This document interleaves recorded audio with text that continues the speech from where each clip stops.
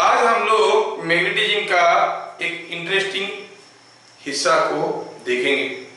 वो क्या बताओ? It is about magnetic force. ठीक है,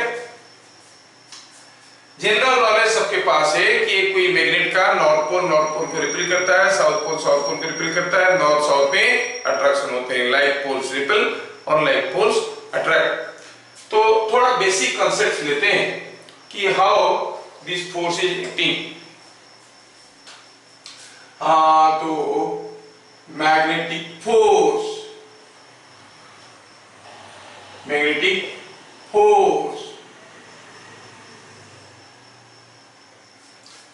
पहला कंसेप्ट तो ये है, हम जानते हैं कि कोई एक मैग्नेट में नॉर्थ पोल से फ्लक्स निकलता है और घूम फिर के आके साउथ पोल पे घुसता है, अंदर ऐसे जाता है ना। तो due to a magnet the lines of flux circulate like this. They come out from the north pole and they pass through the external medium, enter the south pole, and inside the magnet they move from south pole to north pole. ये जानकारी हमारे पास है। ये जानकारी को लेकर हम कह सकते हैं जहां पर भी मैग्नेटिक फील्ड है हम कहेंगे वहीं पर कोई मैग्नेट होगा। A presence of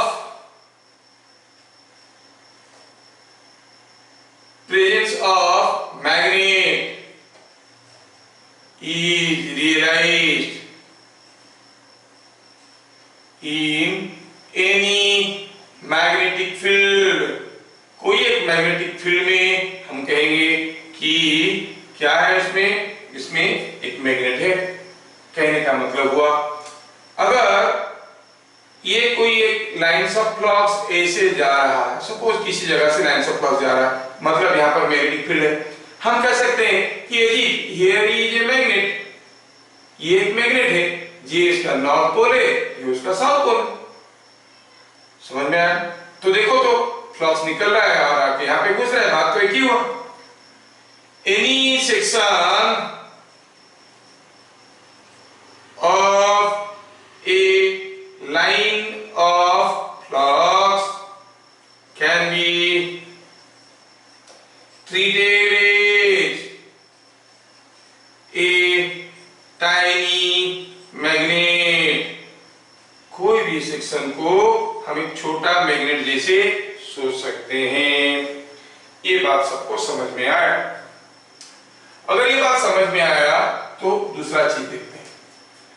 Suppose there are two lines of flux, they are going like this, they are in the same direction.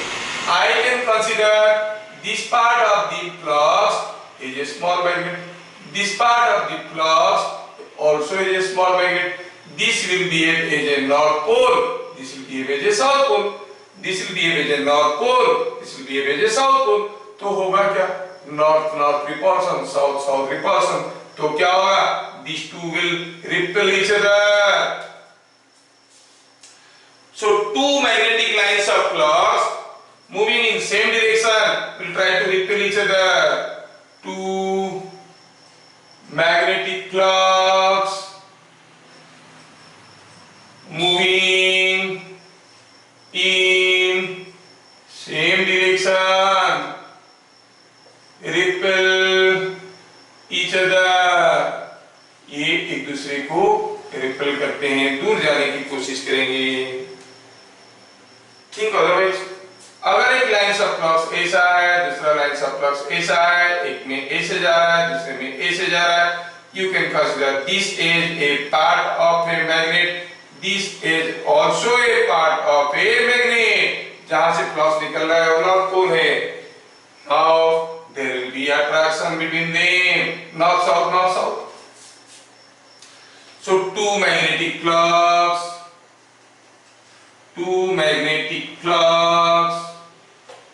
moving in opposite direction attract each other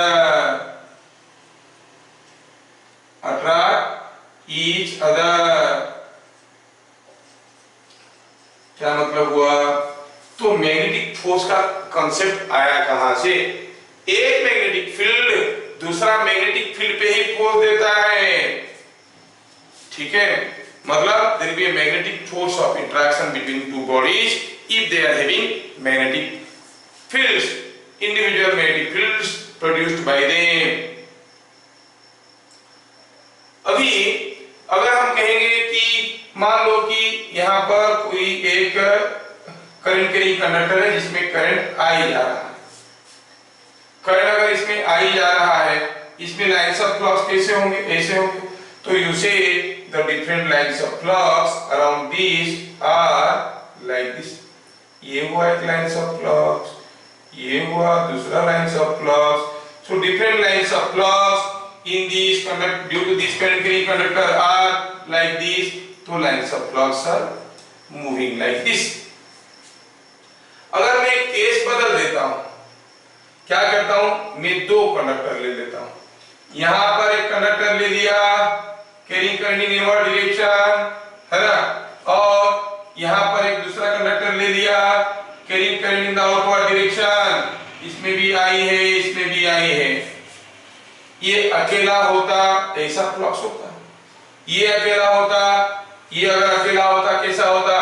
current बाहर निकल रहा है ना, फ्लक्स तो clockwise होते।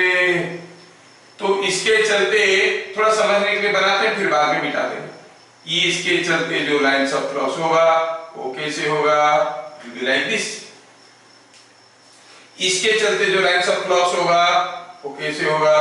अभी अभी तो देखें, it will be like this, है ना। इसके चलते ये सॉरी इसके लिए लाइंस ऑफ फ्लक्स कैसे हुआ? ऐसे। इसके लिए लाइंस ऑफ फ्लक्स कैसे हुआ? ऐसे। नाउ ये जोन में at this region what you find? इसका लाइंस ऑफ फ्लक्स ऐसा है, इसका लाइंस ऑफ फ्लक्स ऐसा है, ठीक है। They are in opposite direction, sorry they are in same direction. ये इधर आ रहा है, ये भी इधर आ रहा है। They are in same direction. What will happen? They will repel each other, repel each other. अकेला होने से सर्कुलर होता था, लेकिन अभी क्या होगा? ये रिपेल हो जाएगा, इधर को रिपेल हो जाएगा। तो एक्चुअल लाइंस ऑफ फ्लक्स कैसे होगा? रिपल्शन के कारण इसका लाइंस ऑफ फ्लक्स कुछ ऐसा होगा, है ना, ऐसा हो जाएगा। See they are being repelled, lines of flux और सेंटर में नहीं है, they are being repelled like this। इसका लाइंस ऑफ फ्लक्स ऐसा होगा, ठीक है ना। दूसरा लाइंस ऑफ फ्लक्स ऐसा होगा, they are getting repelled away from each other। मतलब लाइंस ऑफ फ्लक्स का वैल्यूज आप देखोगे बदल रहा है। क्या हो रहा है? ये ऐसा हुआ, ये ऐसा हुआ। तो ये वो लोग सेंटर से थोड़ा हट रहे, है ना, सेंटर से हट रहे। लाइंस ऑफ फ्लक्स का वैल्यूज ऐसे हो गया, और जो लाइंस ऑफ फ्लक्स इसके लिए होगा वैसे होगा, इसके लिए ऐसे होगा, और देयर विल बी रिपेलिंग। मतलब यहाँ पर छोटा सा एरिया में ढेर सारे लाइंस ऑफ फ्लक्स हो जाएंगे। स्ट्रॉन्ग मैग्नेटिक फील्ड, जिसको आप दूसरे तरीके से कह सकते हो, इसके लिए मैग्नेटिक फील्ड ऐसा है, इसके लिए भी मैग्नेटिक फील्ड ऐसा है, दोनों के लिए मैग्नेटिक फील्ड ज्यादा हो गया क्योंकि सेम डायरेक्शन में। तो यू फाइंड अगर इंडिविजुअल रहेगा तो ये ऐसे रहेगा। अच्छा, अगर ये दोनों करंट सेम डायरेक्शन में होते, मान लो ये इनवर्ड है, ये भी इनवर्ड होता, तो इसके लिए भी तो फ्लक्स ऐसे ही होता। और यहाँ पर दोनों फ्लक्स अपोजिट डायरेक्शन में हो जाते, तो उनके बीच में अट्रैक्शन होता, ये सारा अरेंजमेंट अंदर की तरफ खींचा जाता है कि नहीं। तो मैं इसका फोटो भेज देता हूं, फिर इसका दूसरा वाला का भी फिगर बना दूंगा। अगर दोनों current carrying conductor same direction में करंट लेते, ये ऐसा है, आई करंट ले रहा है, ये ऐसा है, चलो मानते हैं कि ये भी इनवर्ड करंट ले रहा है, आई करंट ले रहा है। इसके चलते यहाँ पर जो लाइंस ऑफ फ्लक्स रहेगा वो ऐसे रहेगा, गोल गोल। इसके चलते भी तो गोल गोल रहेगा। लेकिन अगर डायरेक्शन की बात किया जाए तो by right hand fist rule, close your right hand fist with your thumb being open. If your thumb indicates the direction of current, other fingers indicate the direction of flux. तो इसके लिए ऐसे ऐसे, इसके लिए ऐसे ऐसे। तो इसमें फ्लक्स ऐसे जा रहा है, इसमें फ्लक्स ऐसे आ रहा है, ये जोन में इसका ऐसा है और इसका ऑपोजिट है।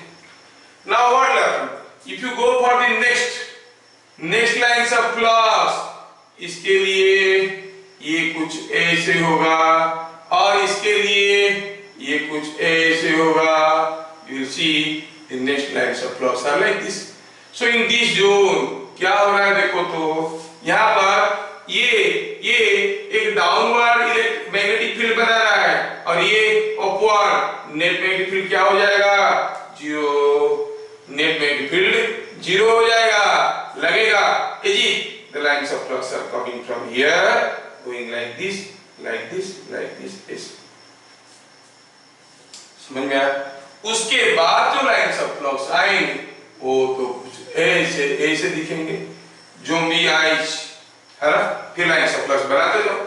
So if the currents are in the same direction, the lines of flux will look like this. ठीक है? If the currents are in the opposite direction, lines of flux will look like this. समझ में आया?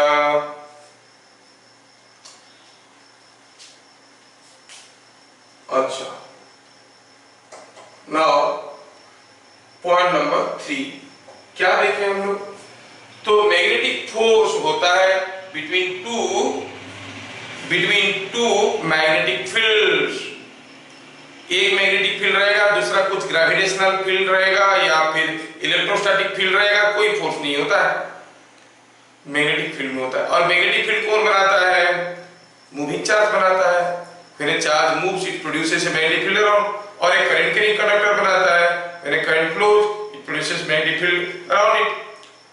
तो कोई static charge, अगर कोई charge rest में है, वो इलेक्ट्रिक फील्ड बना रहा है, उसके पास लेके कोई मैग्नेट रखोगे तो उसके ऊपर कोई फोर्स नहीं आएगा, क्योंकि magnetic field does not exert any force on a static charge. When the static charge moves, it produces a magnetic field around it, and now it is affected by some external magnetic field. समझ में आया? तो point number 3 में हम लोग देखेंगे force on a moving charge. इसके बारे में हम लोग अभी देखने वाले हैं, ठीक है। Force on a moving charge. Point number 1 क्या हुआ, a static charge does not experience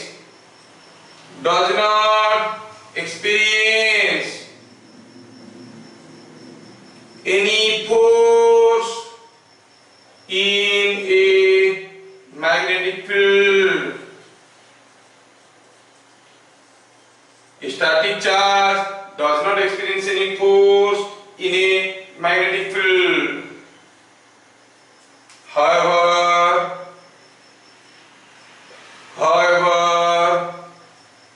a moving charge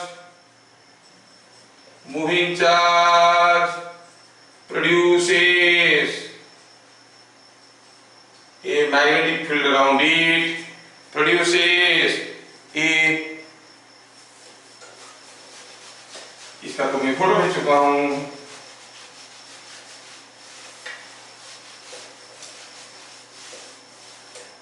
produces a magnetic field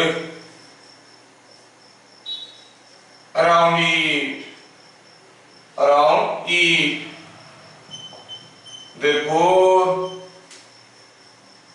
a moving charge experiences a force in an external magnetic field. कोई external magnetic field में ये force experience करता है, ठीक है। समझ में आया? तो अभी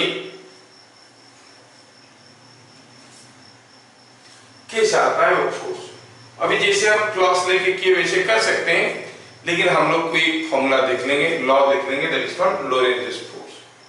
पॉइंट नंबर 2, उस फोर्स का नाम है Lorentz force.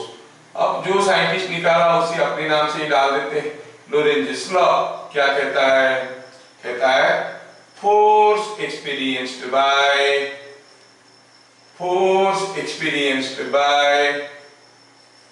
a moving charge in a magnetic field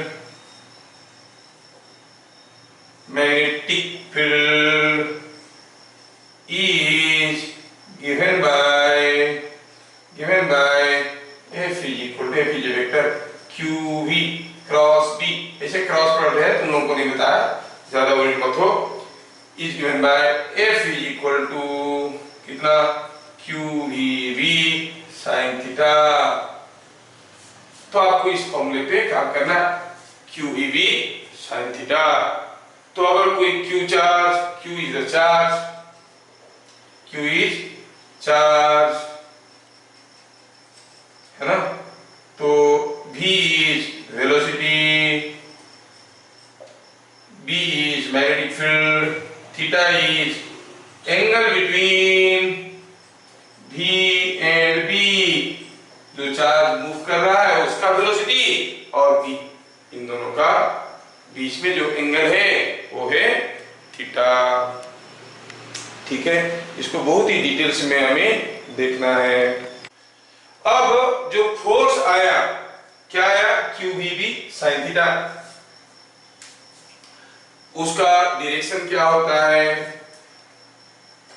point number 3 में लिखेंगे, direction of force is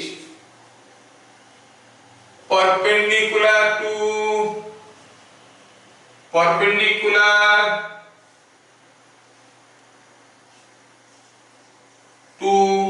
V vector and B vector, दोनों को परपेंडिकुलर होता है, that is perpendicular to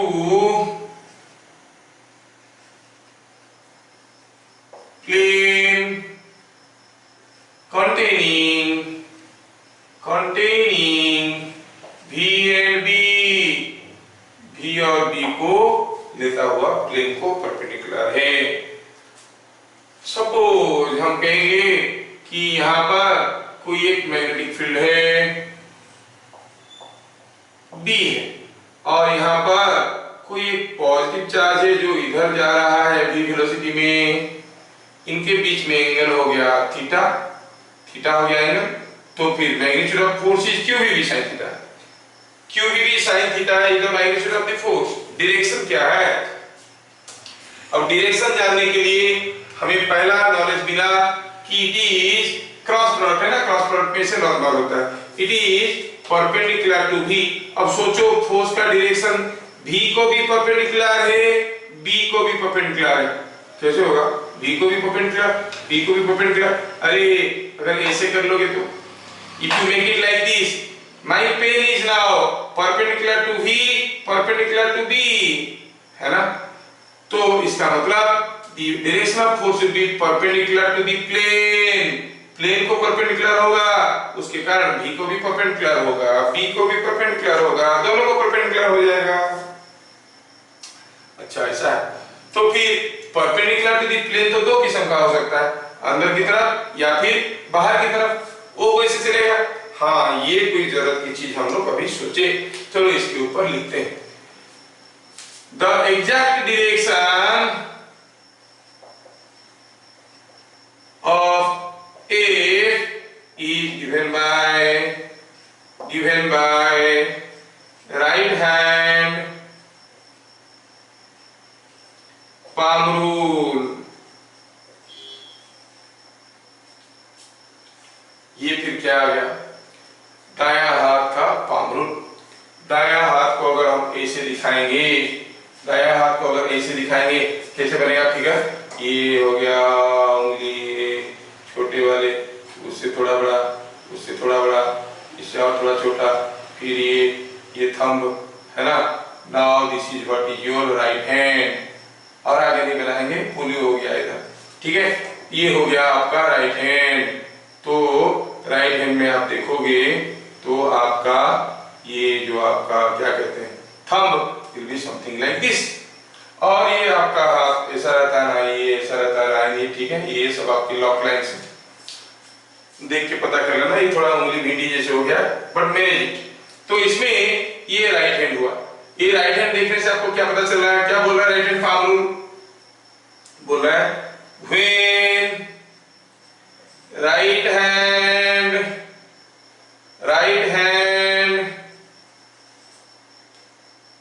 palm is open with fingers being stretched, finger को stretch कर लेंगे,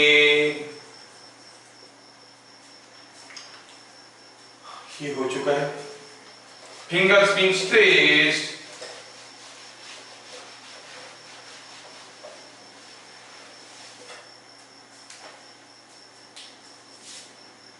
then if fingers indicate direction of magnetic field and thumb indicates velocity of positive charge, इसको थोड़ा ध्यान रखना, velocity of positive charge, then direction of force is perpendicularly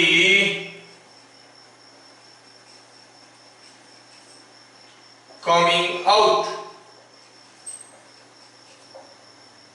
from palm।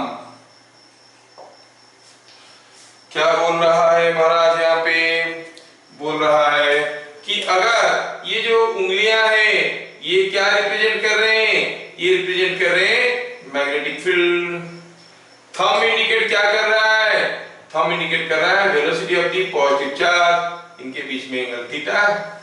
तो direction of force is perpendicularly coming out from the palm, force यहां से निकल के बाहर आ रहा है, मतलब as if you are pushing it,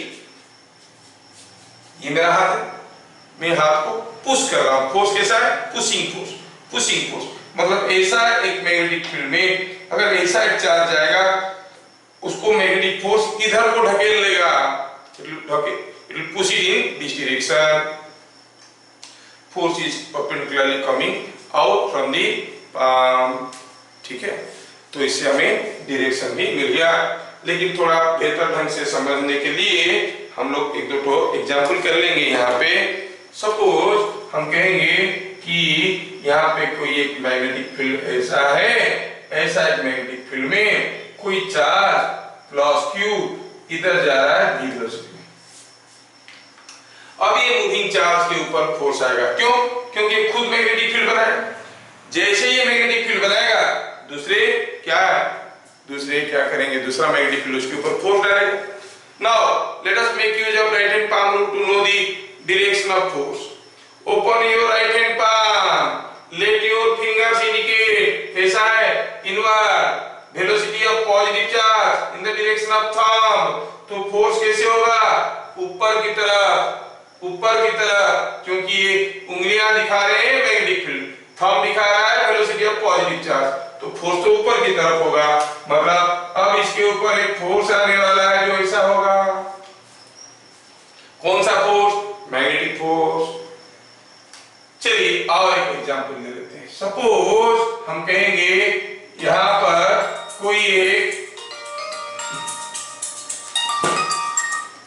यहां पर कोई एक मैग्नेटिक फील्ड है ऐसा, और सपोज यहां पे कोई एक चार्ज पार्टिकल इधर जा रहा है, कौन सा charge particle, plus Q charge particle ऐसे जा रहा है v वेलोसिटी में। अब सोचना है कि इसके ऊपर फोर्स कैसे आएगा। सेकंड वाले केस में मैग्नेटिक फील्ड कैसा है, बाहर की तरफ है, तो उंगली रखे बाहर की तरफ, उंगली बाहर की तरफ हुआ।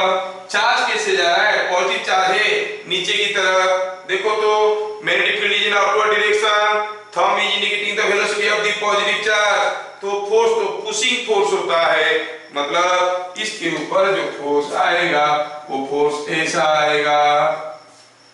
ठीक है, दूसरा कह देता हूं, suppose I say here is a magnetic field B and now a charge particle is moving in, मान लो कि कोई माइनस q चार्ज है वो इधर जा रहा है v वेलोसिटी में।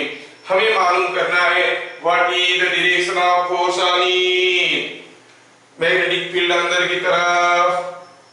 अगर ये पॉजिटिव चार्ज होता और ऊपर की तरफ जाता तो फोर्स इधर को होता, लेकिन ये तो नेगेटिव चार्ज है, negative charge going like this can be interpreted as positive charge going down. तो आप कहोगे नेगेटिव चार्ज इधर जा रहा है मतलब पॉजिटिव चार्ज नीचे जा रहा है, तो मैग्नेटिक फील्ड अंदर की तरफ, पॉजिटिव चार्ज नीचे की तरफ, तो फोर्स इधर को हो जाएगा। सोचने का आसान तरीका हुआ, अगर पॉजिटिव चार्ज होता तो फोर्स इधर को होता, नेगेटिव है इसीलिए जो फोर्स होगा वो इधर को होगा। अभी सोचो कि यहाँ पर कोई एक चार्ज मैग्नेटिक फील्ड है और कोई नेगेटिव चार्ज इधर जा रहा है, हमें पता करना है direction of force.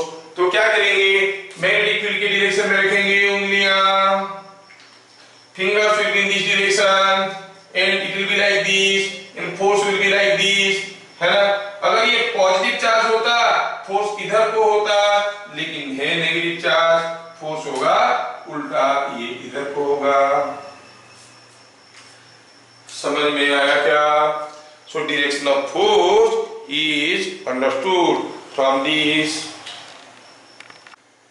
Point number 3 में हम लोग देखे the magnetic force on a moving charge is q v v sin theta, और theta क्या है, theta is angle between v and b।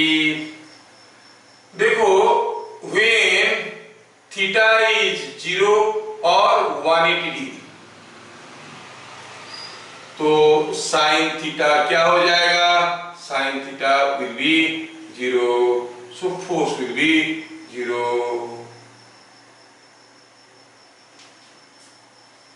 Force will be 0, sin theta will be 0 and force will be 0। ठीक है, अच्छा ऐसा कैसे,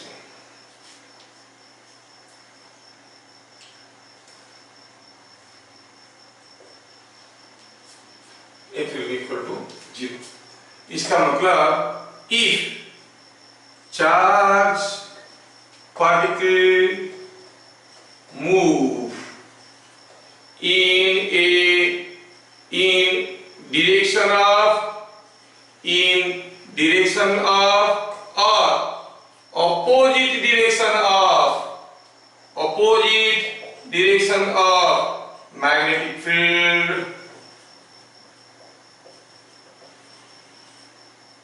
then it does not experience any magnetic force, it does not experience any magnetic force। ठीक है, कोई charge particle को अगर मैग्नेटिक फील्ड ऐसा है उसी डायरेक्शन में फेंक देंगे या उसका ऑपोजिट डायरेक्शन में फेंक देंगे, थीटा का वैल्यू 0 या 180 हो जाएगा, तो उसके ऊपर कोई फोर्स नहीं आएगा, इसके ऊपर कोई मैग्नेटिक फोर्स नहीं आएगा। तो ऐसा केस में कोई मैग्नेटिक फोर्स नहीं आएगा तो क्या होगा, फोर्स नहीं आएगा तो एक्सीलरेशन नहीं होगा, so there will be no acceleration. क्यों, एक्सीलरेशन तो होता है फोर्स बाय मास ना, फोर्स 0 हो गया तो एक्सीलरेशन 0 हो जाएगा। And the charge moves at constant velocity, velocity. अगर एक्सीलरेशन नहीं है तो क्या होगा? Velocity is constant. So they may ask you under what condition A charge particle will move with constant velocity in a magnetic field. You will say when it is thrown in the direction of magnetic field or in the opposite direction of magnetic field, it will move with constant velocity. ठीक है?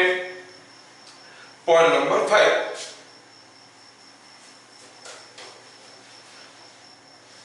Note point number 5.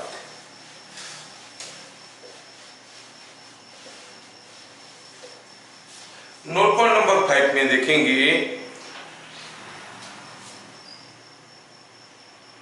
Note point number 5, अभी कोई charge particle को अगर हम किसी एक magnetic field में फेंक देंगे, इसमें हम लोग एक केस स्टडी देखने वाले हैं। क्या? When A charge particle is thrown in a uniform magnetic field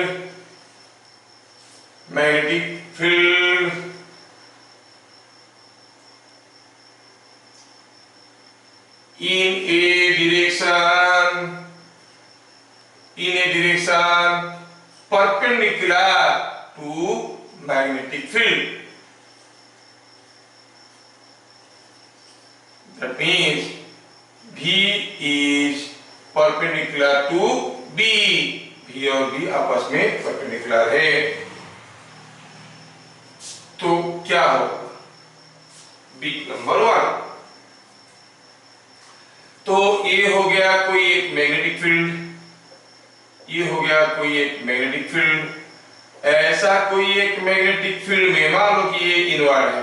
suppose मैं एक मैग्नेटिक फील्ड ड्रॉ कर रहा हूं, कहूंगा कि ये इनवर्ड है। ये हो गया मैग्नेटिक फील्ड जो कि इनवर्ड है और क्या है? यूनिफॉर्म है। इसके अंदर कोई चार्ज को हम फेंकने वाले हैं। सो एक चार्ज Q जिसका मास m है, इसको इसके अंदर भी हम लोग फेंकेंगे। So we want to throw a charge Q of mass m in this magnetic field. Magnetic field ऐसा है। सपोजिंग हम कोई एक चार्ज पार्टिकल जिसका चार्ज Q है और मास m है, उसको A से फेंक दिए v वेलोसिटी में। कौन है ये? चार्ज Q जिसका मास कितना है? m। क्योंकि charge can not exist without mass. कोई मास होगा तो उसको चार्ज करके रखेंगे, हर एक चार्ज का मास होता है।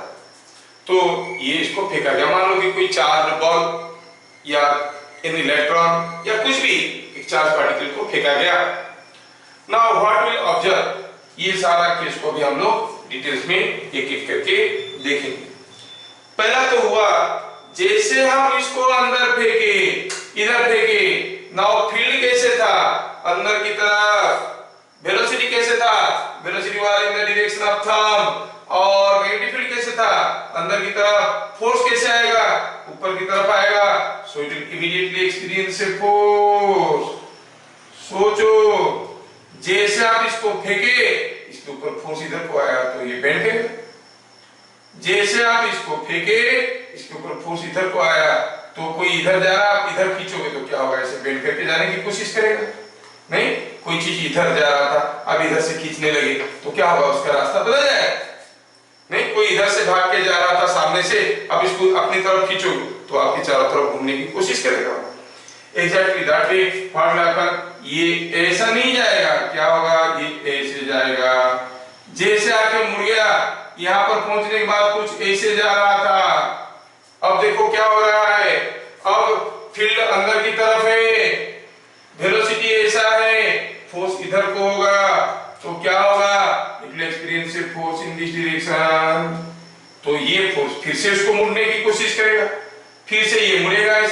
ऐसे मुड़ते मुड़ते आप देखोगे कि ये जो charge particle will move in a circular path and come back to the starting point again.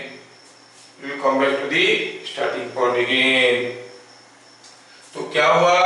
क्योंकि कोई फोर्स इसको कंटिन्यूअसली खींच रहा है, मोड़ने की कोशिश कर रहा है।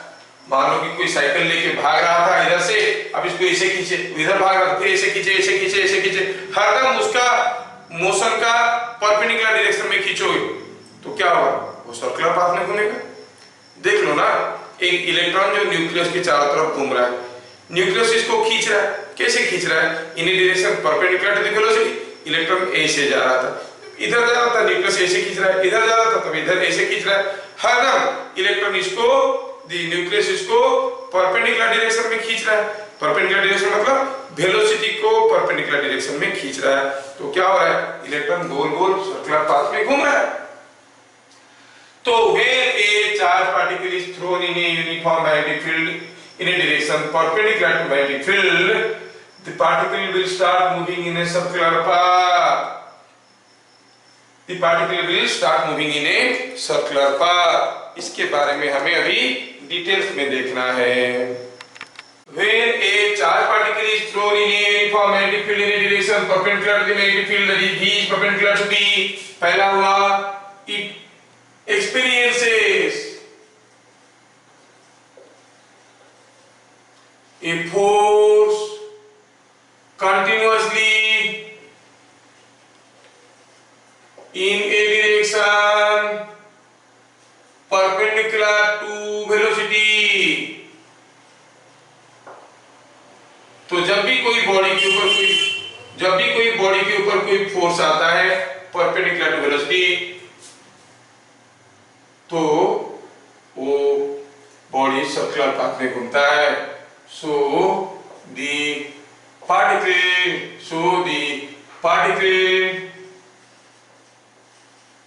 moves in a circular path। ये पार्टिकल सर्कुलर पाथ में मूव करता है। The magnetic force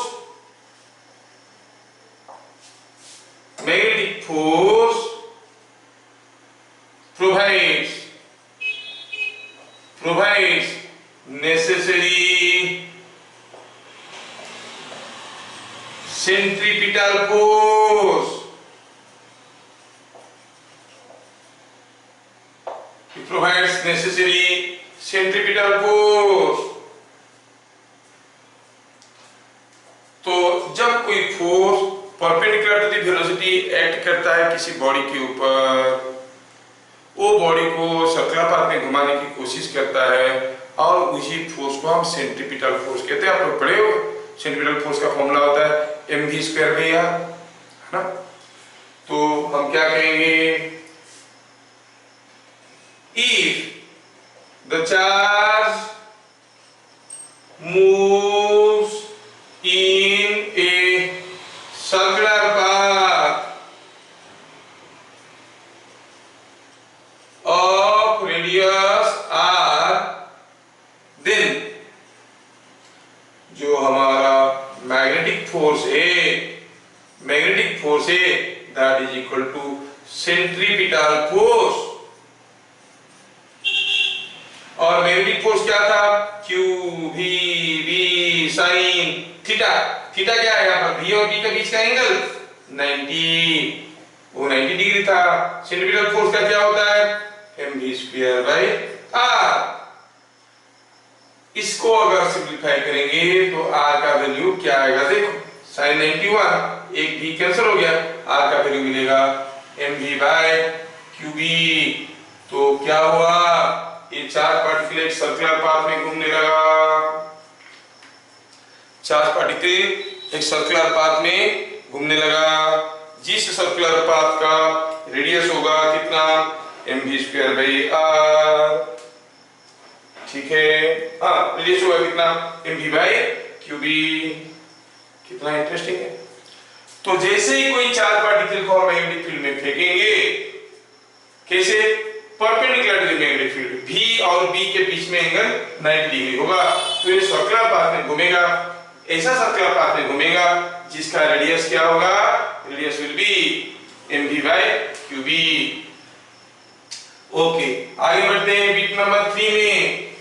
अब ये जो फोर्स आ रहा है कैसा है, वो फोर्स कैसा है, परपेंडिकुलर टू द वेलोसिटी। आप तो जानते होंगे कि जो वर्क डन होता है वो F ds cos थीटा होता है ना, theta is angle between F and ds, force और डिस्प्लेसमेंट के बीच में एंगल थीटा होता है, तो वर्क डन होता है ds। सोचो कोई चार्ज पार्टिकल इधर जा रहा है, फोर्स ऐसे आ रहा है, जब ये छोटा सा डिस्टेंस ds गया, what is the work done by this force, angle between F and ds is 90 degree, angle between F and ds is 90 degree. तो what is the work done by the force? No work done. आप बोलोगे वो पूरा हरदम ऐसे जाएगा क्या, थोड़ी देर बाद तो मुड़ेगा। अरे जब वो मुड़ गया होगा तब फोर्स तो फिर से ऐसे हो गया होगा ना। Force is always perpendicular to the velocity. So for any small displacement ये work done by the magnetic force on it will be zero. Magnetic force कोई काम नहीं करता, बिल्कुल आपकी तरह सिर्फ घुमाता है, सिर्फ घुमाता है लेकिन कोई काम नहीं करता है। Work done by magnetic field क्या है, जीरो। तो हम क्या कहेंगे, उसी चीज को यहाँ पर नोट करेंगे। As the magnetic force is always perpendicular to velocity, therefore no work is done by magnetic force on the moving charge, on the moving charge, ये कोई काम नहीं करता है। मैग्नेटिक फोर्स से कोई वर्क नहीं होता है, क्योंकि ये जो फोर्स है वो वेलोसिटी को हरदम परपेंडिकुलर है। जब वो यहां से यहां पर जाएगा, अरे तब तो फोर्स ऐसे था, क्या वर्क होगा, जीरो। यहां से यहां पर जाएगा, फोर्स ऐसे था, क्या वर्क होगा, zero. No work is done by the magnetic force, इसको याद रखना जरूरी है। अभी मैग्नेटिक फोर्स से कोई वर्क नहीं हो रहा है, तो ठीक है, थोड़ा और आगे देखते हैं। अब जब हम कोई बॉडी के ऊपर कोई वर्क करते हैं, आप तो जानते होंगे कोई ब्लॉक है, मान लो कि इसको हम कोई फोर्स F लगा के कुछ दूर ढकेल दी, तो क्या होगा, उसके पास कुछ वेलोसिटी होगा, है ना। तो चलो निकालते हैं इसका वेलोसिटी क्या होगा। अब इनिशियल वेलोसिटी क्या था, जीरो, ठीक है, यहां से जीरो से स्टार्ट किया। तो और जो आपका क्या कहेंगे, एक्सीलरेशन क्या था, फोर्स बाय मास, ठीक है। फाइनल वेलोसिटी कैसे निकालेंगे, v square is equal to u square plus 2as। अगर वैल्यू डालते हैं इसमें, u तो जीरो था, ठीक है, तो v square is equal to 2a कितना है, f बाय m, s तो s है, fs को एक तरफ रखो, बाकी सब दूसरी तरफ ले लो, mv square by 2, half mv square. तो क्या देखे, जो वर्क करते हो वही उसका काइनेटिक एनर्जी बन जाता है। जब तक वर्क नहीं करोगे उसका काइनेटिक एनर्जी में कोई बदलाव नहीं आएगा, क्योंकि कोई वर्क नहीं करता है मैग्नेटिक फोर्स, तो उसका काइनेटिक एनर्जी में कोई बदलाव नहीं लाता है। तो क्या लिखेंगे, as no work is done by the magnetic force on the moving charge, therefore. अच्छा क्या लिखेंगे, हम इसको मिटाते हैं, ये समझ में आ गया आपको। Beat number 4, as no work is done on charge, therefore its kinetic energy does not change, kinetic energy does not change, क्योंकि हम लोग शायद बचपन में कभी पढ़े थे कि change in kinetic energy is equal to the work done on a body. Kinetic energy नहीं बदलेगा, मतलब क्या होगा, हाफ mv स्क्वायर नहीं बदलेगा, बस it moves with constant speed, ये कांस्टेंट स्पीड में मूव करता है। थोड़ा स्पीड और वेलोसिटी का अंतर आपको समझ में आना चाहिए। पहले हम देखे थे कि कांस्टेंट वेलोसिटी में जाने का कंडीशन क्या था, when the charge particle is thrown in the direction of magnetic field or in the opposite direction of magnetic field, in the direction of magnetic field or in the opposite direction of magnetic field। क्या होता था, it was moving with constant velocity, क्योंकि कोई force नहीं आ रहा था। अभी perpendicular to the magnetic field फेंके, फोर्स आ रहा है but no work is done. As no work is done तो आप क्या कहोगे, it moves with constant speed, क्योंकि वेलोसिटी बदल रहा है, कभी ऐसे जा रहा था फिर ऐसे गया, डायरेक्शन तो बदल रहा है ना, but speed will remain same. So speed of the charge particle remain constant through out the motion. समझ में आया? ठीक है।